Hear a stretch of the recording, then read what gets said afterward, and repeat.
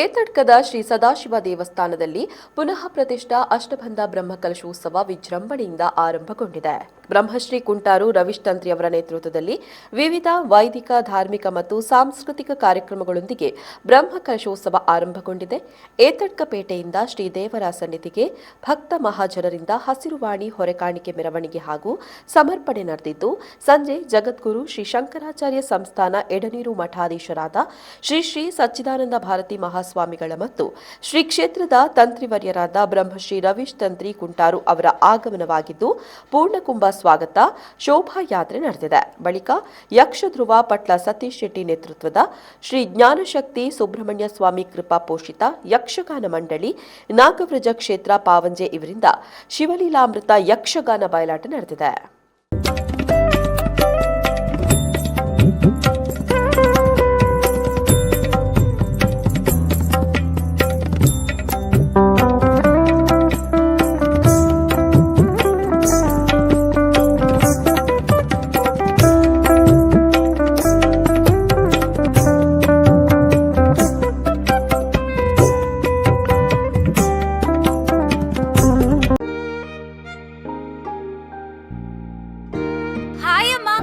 Hi.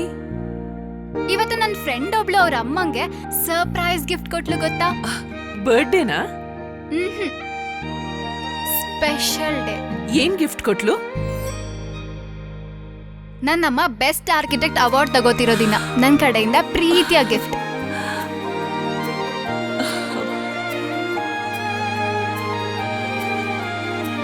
ಉಳಿಯಾ jewels, ಸೌಂದರ್ಯಕ್ಕೆ ಸಾಂಪ್ರದಾಯಿಕ ಕೊಡುಗೆ. ನಿಖರ ಸುದ್ದಿ, ಸದಭಿರುಚಿಯ ಕಾರ್ಯಕ್ರಮ. ನೀವು ನೋಡ್ತಾ ಇದ್ದೀರಾ ಕಹಳೆ ನ್ಯೂಸ್, ಸಮಾಜದ ಜಾಗೃತಿಗಾಗಿ ವಸ್ತುನಿಷ್ಠ ವರದಿ.